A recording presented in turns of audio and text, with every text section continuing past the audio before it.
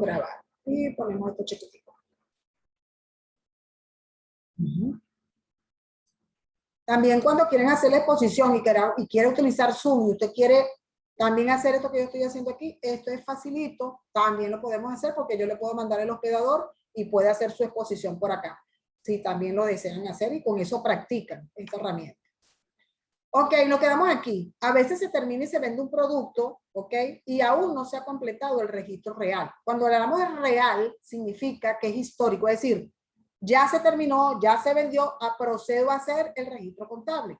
La contabilidad que ustedes han conocido, la que han estudiado desde que están estudiando la carrera, es una contabilidad histórica, histórica o real. Después que ocurren los hechos, es que se registra.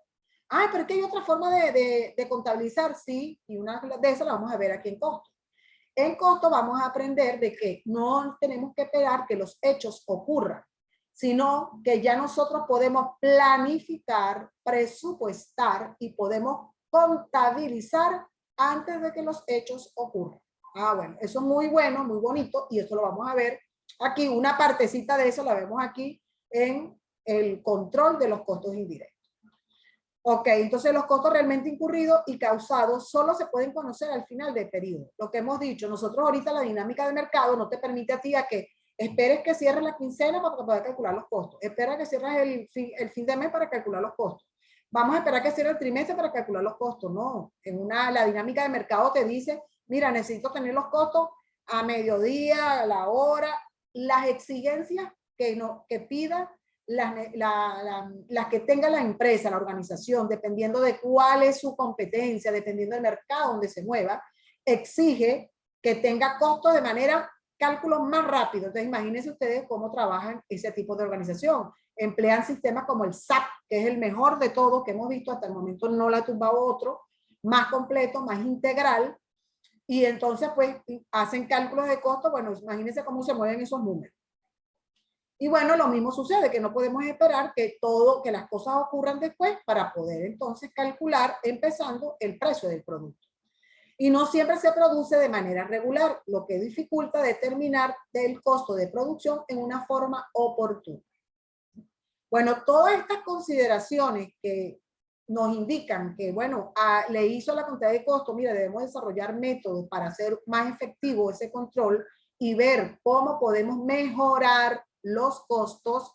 Entonces fue que se emplearon y se diseñaron técnicas para poder no esperar que todo ocurra en el momento real, sino poder predeterminar algunos de esos costos. Y esa técnica se llama costeo normal, ¿ok? Fíjense ustedes, decimos real a lo que ya ocurrió, lo histórico, ya ocurrió y ya pasó, ya ahí no puedes hacer nada. Haces el registro de lo que pasó y listo, ¿ok?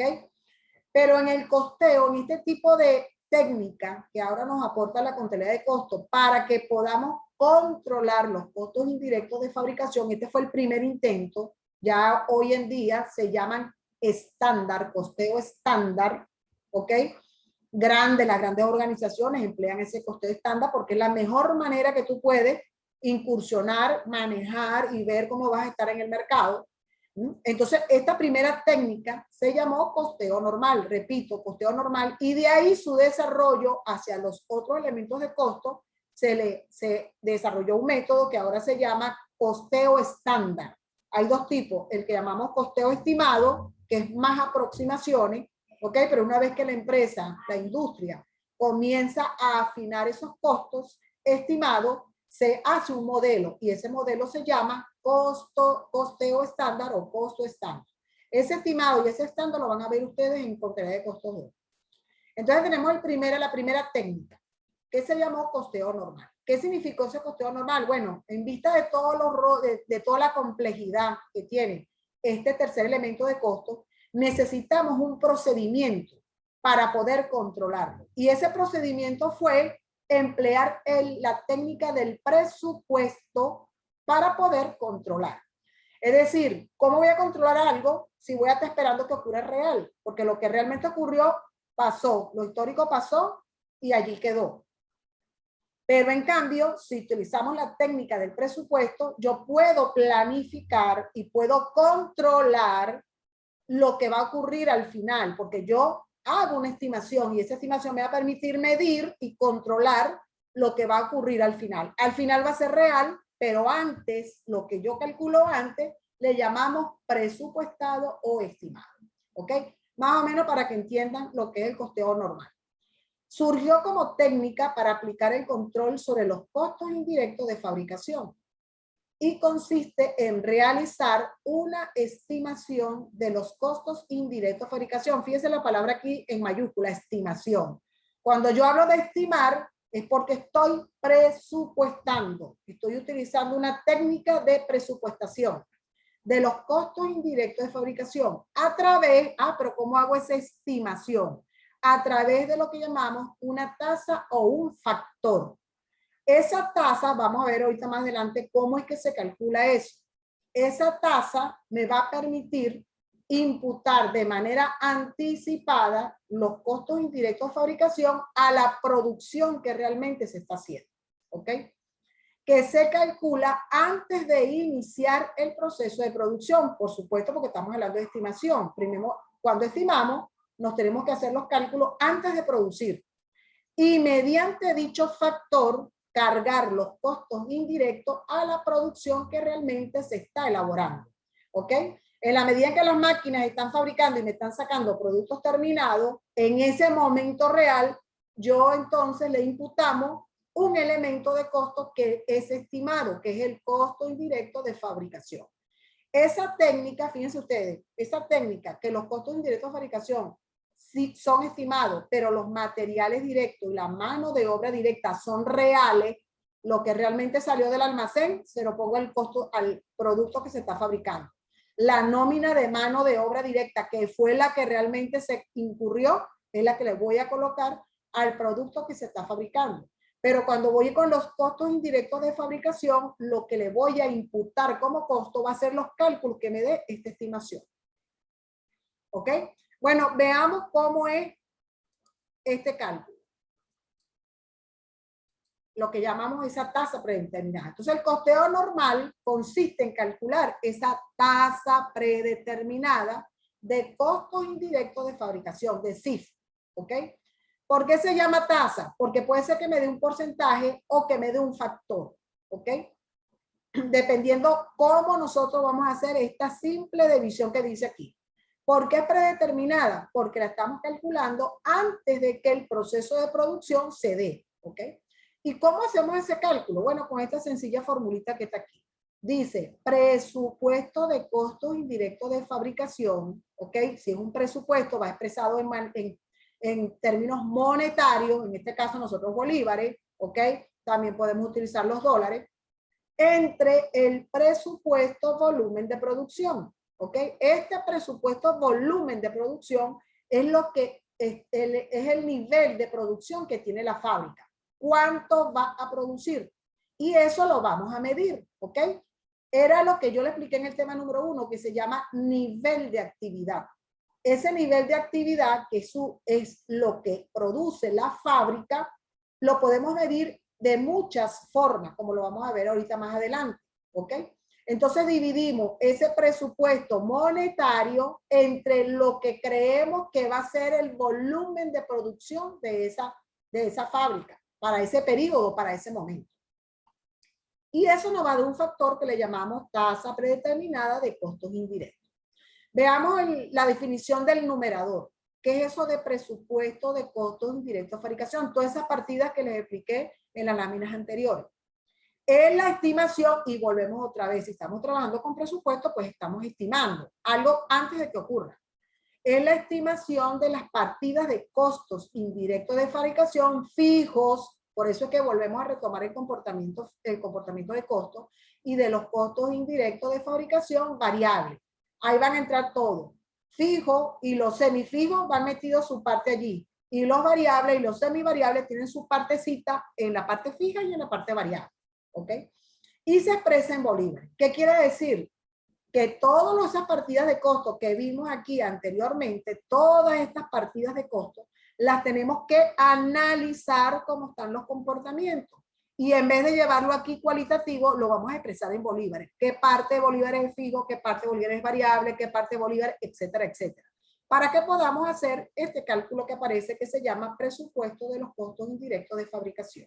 Entonces, repito, ese presupuesto es una estimación de todas las partidas de costos indirectos según su comportamiento fijo y variable.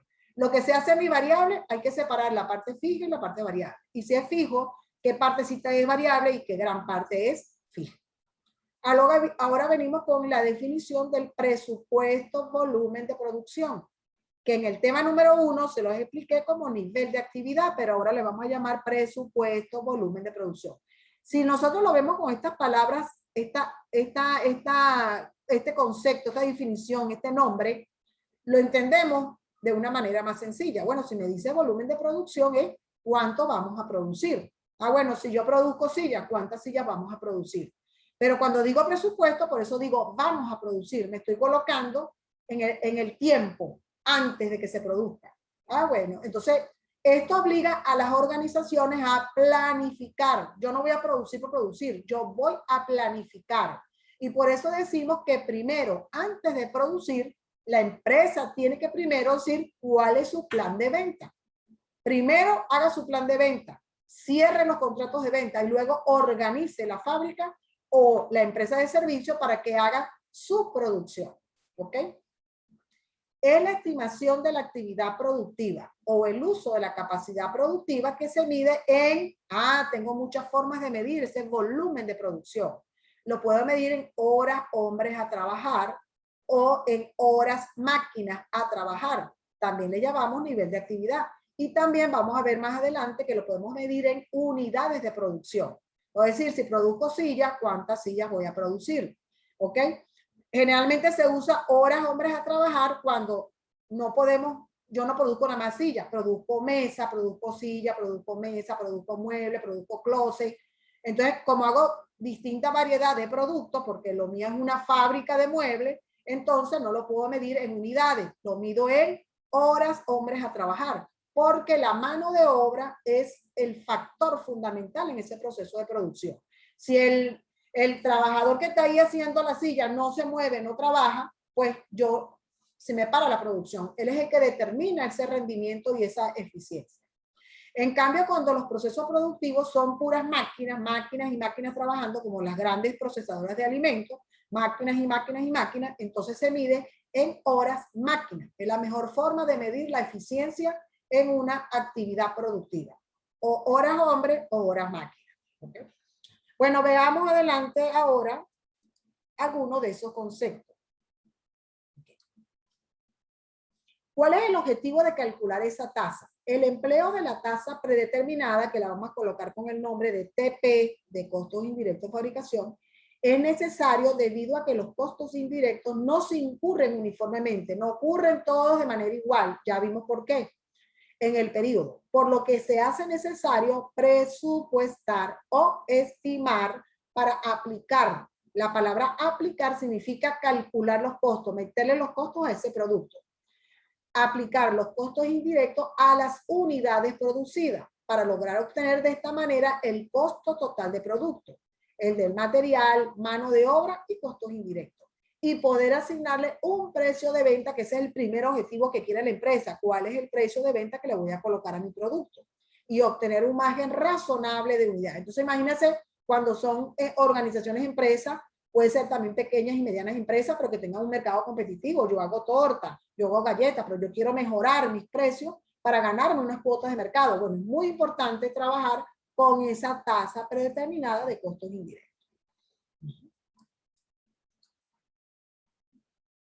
Como observamos en esta tasa, en la tasa predeterminada, aquí, la tasa predeterminada dice, consiste en promediar los costos indirectos de fabricación que fueron estimados para un periodo, un año, un semestre, un trimestre y un mes, y yo ahorita digo que hay que llevarlo hasta por día, por hora, si es posible, de acuerdo con la dinámica de mercado que tenga la organización, en función del uso planificado de la capacidad productiva. La empresa ahora no va a producir por producir, no. Va a producir según un plan y va a tener una planificación. lo que se espera producir en el año, en el semestre, en el trimestre, en el mes, en una semana, en un día, etcétera. Ya, repito, de acuerdo con la dinámica y de acuerdo con los sistemas de información que tenga la empresa, porque si yo estoy diciendo vamos a calcular costos diarios, pues imagínense cómo sería ese sistema. Calcular y calcular y calcular para mostrar cuál es el costo y fijar cuál es el precio de venta. ¿Ok? Y tenemos que esa fórmula es, como la vimos anteriormente, presupuesto de los costos indirectos de fabricación y presupuesto en el volumen de producción. Este presupuesto de costos indirectos de fabricación, ¿cómo se hace? Ah, bueno, hay que, cada departamento de la fábrica debe hacer un presupuesto, porque no solamente interviene un departamento, hay muchos departamentos que intervienen. Es decir, cada uno de estos departamentos que aparecen aquí, todos estos departamentos, deben calcular su presupuesto. Por lo tanto, imagínense también que hay que explicarle a cada departamento cómo hacer esa estimación.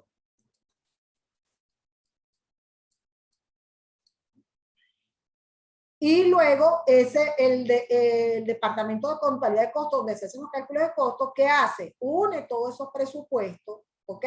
Ya los clasifica, cuáles son fijos, cuáles son variables, y entonces que tenga esos cálculos en bolívares, pasa ahora a pedir que le calculen el presupuesto de volumen de producción, porque no lo hace la contabilidad de costos. ¿Quién lo hace? Pues la gerencia de producción, los que trabajan en planta, los que saben cómo van a producir y qué es lo que van a producir. ¿Ok? Entonces, la contabilidad de costos le pide que calculen el presupuesto de volumen de producción. Ah, entonces cuando le decimos al gerente de planta, mire, ¿cuánto creen que ustedes van a producir? Bueno, aquí vienen las distintas formas, primero, de medir el nivel o volumen de producción o nivel de actividad. ¿Cómo mido ese nivel de actividad? Yo les hablé de dos bases de medición. Uno es horas hombre, de las mejores, y el otro es horas máquina. Pero existen distintas bases de medición, pero las más idóneas son horas hombres y horas máquina. Las horas hombres, incluso para las empresas de servicios, la mejor forma de medición es horas hombres. Y en las empresas manufactureras, dependiendo cómo es su ritmo de producción y su tipo de producto y su proceso de producción, horas hombres o horas máquina. Entonces veamos, base de unidad. Se fundamenta en la unidad de producto. La base por unidad es que nosotros el volumen de producción lo mido en unidades. Ah, ¿cuánto vamos a producir? X cantidad de unidades, ¿ok? El segundo, el costo de los materiales. Nosotros no lo recomendamos mucho, ¿por qué? Porque el hablarme de costo, que sea bolívares o sean dólares, se ve afectado por el tema inflacionario. Entonces, no nos permite analizar cuál fue la eficiencia o el rendimiento de la producción. ¿Ok? Si tuviéramos economías muy estables, muy normales, entonces hablaríamos entonces que una base sobre costo de materiales directos puede ser una buena base. Dice que se puede escoger cuando el material directo representa un costo constante y significativo del costo total. También hay una forma de medir ese volumen de producción sobre el costo de mano de obra. Nosotros ponemos nuestras observaciones en que es la palabra costo y en economía inflacionaria no es recomendable. Es aplicable en aquellas empresas que tienen la misma tarifa de salario por hora para los trabajadores directos. Bueno, sabemos que cuando existen distintos tipos de calificaciones de trabajadores, pues eso es variable, muy distinto. Base del costo primo. Recordemos que el costo primo, tema número 1, es la suma de materiales directos y mano de obra directa. Menos aún todavía porque estamos sumando dos costos que nos podía crear problemas a la hora de hacer análisis detallado de eficiencia y rendimiento. Presenta la misma dificultad de los dos métodos anteriores, por lo cual no es muy recomendable su aplicación. Este sí, en base de horas de mano de obra directa. Es lo que llamamos horas hombre. Surge debido a que los costos indirectos están relacionados generalmente con el tiempo y no con los costos. Es decir, cuando el rendimiento y la eficiencia de la producción está en mano, digamos, el factor más dominante es el trabajo del obrero. Y entonces, generalmente cuando son trabajos manuales, como todo lo que son fábricas, todo lo que es moldeable, todo lo que tenga que ver con el uso de las manos, de la pericia, la experiencia del obrero, del trabajador, Entonces, pues las horas de mano de obra directa, horas hombre, es el mejor indicador. Y el otro es el de horas máquina. Son los dos mejores bases para medir nivel de producción. Que cuando muy temificado mi proceso productivo, pues la mejor forma de medirlo es hora máquina, porque ellas son las que van a dar el ritmo a la producción. Cuando se utilizan máquinas semejantes y para fabricar el producto y predomina el trabajo mecánico sobre el manual.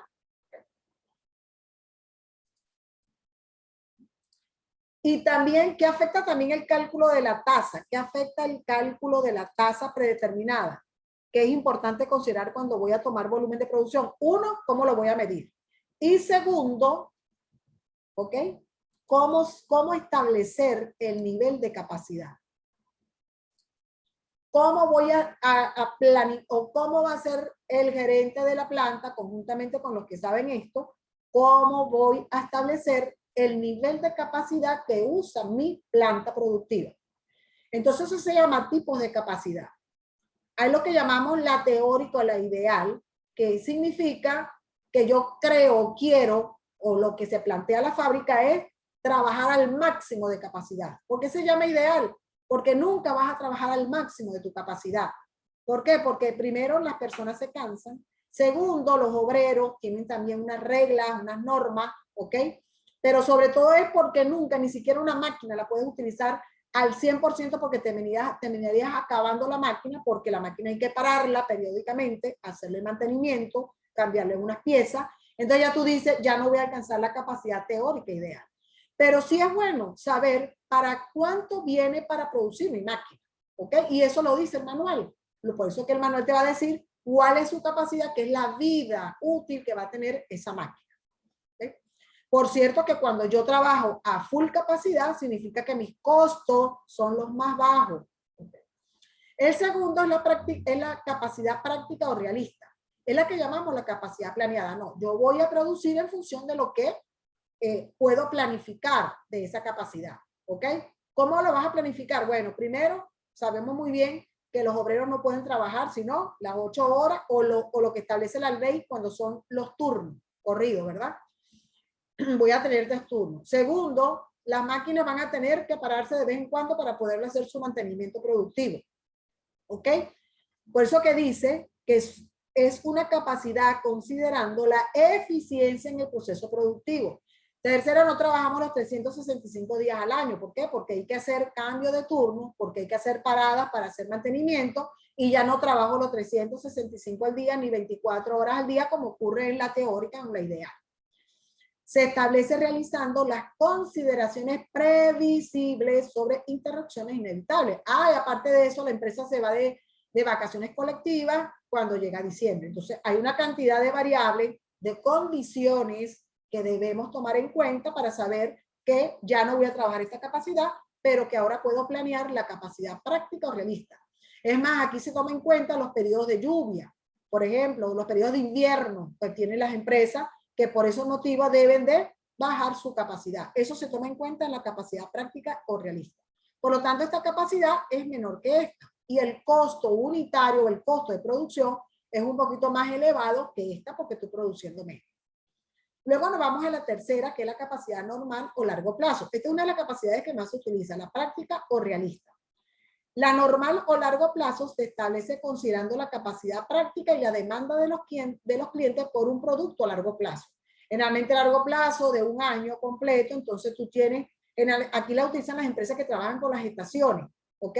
Y que entonces establecen, por ejemplo, cuando es verano, es imposible trabajar porque es demasiado el calor, las máquinas se funden y no se podía mantener, los costos saldrían demasiado elevados. Y si es invierno, no puedes trabajar invierno porque si entonces tienes calefacción, los costos son demasiado elevados. Entonces, digamos que en esos países donde existen estas, se ven muy afectados por las estaciones, entonces pueden trabajar con una capacidad, lo que llamamos normal o a largo plazo, para ellos normalizar la producción durante ese periodo. ¿Ok? En los países de nosotros, como digamos del Caribe, y casi vemos que muy poco se utiliza esto, del Caribe, del más hacia el centro y un poco más arriba en América del Sur, utilizamos este tipo de capacidad práctica o realista. Y está la que llaman la presupuestada esperado de corto plazo. Esa es la de crisis, cuando hay crisis. Es la capacidad que yo debo producir para poder atender mínimo a mis clientes más fieles. ¿Ok? No les puedo quedar mal. Pero la llamamos crisis porque debido a las circunstancias económicas es la capacidad con la que yo debo trabajar y para evitar cerrar mi fábrica. Se basa en una producción esperada del periodo siguiente. Es la capacidad para atender los pedidos de los clientes, por lo que depende también del presupuesto de venta de los inventarios finales e iniciales. ¿Ok? Es lo que llamamos esa presupuestada o a corto plazo. ¿Ok? Aquí es donde el costo sale lo más elevado posible. ¿Por qué? Porque es la mínima producción que vamos a hacer. ¿Ok? Entonces, en estos niveles de capacidad hay que establecerse. En este caso, ¿cuál trabajaría la fábrica o la empresa de servicio? O un nivel de práctica o realista, o un nivel de esperada, como está la crisis que tenemos ahora, ¿ok? Para saber cómo están esos costos. Ok, entonces, dependiendo de estos dos tipos, todo esto que vamos de capacidad, repito, que las que son más, vamos a la de las que son más adecuadas son la realista y la esperada, entonces nosotros hacemos esos cálculos que tenemos que ver con la tasa predeterminada. Y hay dos conceptos más de capacidad. Digamos que en lo que se analizan los costos y en los que no debemos castigar al costo del producto. Es lo que llaman capacidad ociosa. La palabra ociosa, ¿qué significa? Bueno, haragán, que no hace nada, que pierde tiempo. Bueno, resulta de utilizar la capacidad presupuestada o la capacidad normal, y es decir, que no fue utilizada esa capacidad debido a las fluctuaciones de la demanda. Es decir, yo tengo una capacidad presupuestada, que recuerden ustedes que es esta que está aquí, la mínima. Pero de alguna manera, por circunstancias, sobre todo por condiciones económicas muy adversas, no la pudimos cumplir con esos planes. Y cuando no cumplimos con esos planes, ¿qué significa? Que al final, cuando yo vaya a ver, mi producción fue aún más baja. Pero ¿por qué no pudiste producir lo mínimo que debías producir? Esa diferencia entre lo que yo había planeado y lo que al final produje fue poco, se llama capacidad ociosa. Y como es una falla de la gerencia por no haber trabajado, tomado las decisiones oportunas, esas no se pueden imputar al costo del producto. La ley de nosotros, orgánica de precio y costo justo, de precio y costo justo, dice que la capacidad ociosa, la que tú no pudiste utilizar y te generó costo, no se la puedes imputar al costo del producto. ¿A quién le llevamos ese gasto? Se castiga la gerencia, se coloca una cuenta de gasto en la parte de los gastos administrativos, donde diga que le estás imputando por falla de la gerencia por capacidad ociosa y se lo imputas a él. ¿Ok? Capacidad en exceso. La capacidad en exceso significa que es la capacidad instalada que no será utilizada en la empresa porque excede a esperarla vender en el largo plazo. ¿Qué pasa? Tengo una gran capacidad productiva, pero la demanda que tengo afuera en el mercado no me permite utilizar más esa capacidad y la tengo de más, pero esa capacidad de más me genera costo. ¿Por qué? Porque tengo que mantenerla limpia, tengo que hacerle mantenimiento a las máquinas, tengo que comprar los bombillos para colocarlos en la planta y no se dañen y me hagan el trabajo respectivo, ¿ok? Genera unos costos por no usarla. Y esos costos de capacidad en exceso tampoco se lo podemos castigar al producto, ¿ok? También implica un castigo a la gerencia, ¿ok? Porque la capacidad en exceso, cuando yo tengo demasiada capacidad instalada, ¿qué se hace? Generalmente lo que se hace es que se le puede alquilar parte de esa maquinaria a otras máquinas, otras empresas manufactureras similares a la nuestra y podemos utilizar lo que se llama esa capacidad en exceso. Esto se ve mucho, por ejemplo, en los centros comerciales, cuando empezaron a hacer los centros comerciales aquí en Venezuela y tú veías grandes espacios que se podían recuperar o utilizarlos en otros y empezaron a colocar pequeños cubículos que uno consigue en medio de todos los pasillos. Bueno, eso es trabajar, gestionar capacidad en exceso. Bueno, chicos, estos son los conceptos teóricos. Ya mañana vamos a comenzar ¿con qué? Con que vamos a trabajar con esto. Vamos a hacer cálculos. ¿Cómo se calcula el presupuesto de costos indirectos de fabricación? Números. ¿Cómo calculamos el presupuesto de volumen de producción? Y entonces comenzamos a ver los procedimientos para el control de los costos indirectos de fabricación. Bueno, esto lo pueden todos estudiar en su respectiva guía. Les voy a colocar lo del libro para que lean de manera, tengan otro material que reforzar, porque a veces cuesta entender qué es eso de planificación, qué es eso de presupuesto, cómo es que yo mido mi nivel de capacidad, etcétera. Todo se puede medir. Cuando ustedes hicieron los videos, sobre los videos creativos, podemos medir cuánto fabricar de arepa, podemos medir cuánto fabricar de empanada, podemos medir cuántos perritos mascotas le vamos a dar el servicio, podemos medir cuántos maquillajes podemos hacer, podemos medir cuántos trajes de baño podemos hacer, ¿ok? Todo eso es medible y controlable, ¿ok? Eso porque son de los videos que más recuerdo, ¿ok? En servicio, por allá le colocó uno del servicio de salud con respecto a lo del COVID, identificó elementos. También vean los últimos que están muy interesantes, una fábrica de muebles, observemos que también eso se ve medición, y ahí podemos ver, mire, el trabajo de los obreros en esa modalidad de fabricación de muebles, ¿ok? Y una compañera, María Alejandra, colocó uno muy interesante, yo no lo he visto todavía, pero lo voy a ver, pero para que veamos cómo identificamos y cómo vemos allí lo que es diferente, y eso, cada uno de esos ejemplos le podemos medir niveles de producción o de actividad. Ok, chicos, esto terminó la clase de teoría de hoy. Voy a dejar de compartir. Vamos a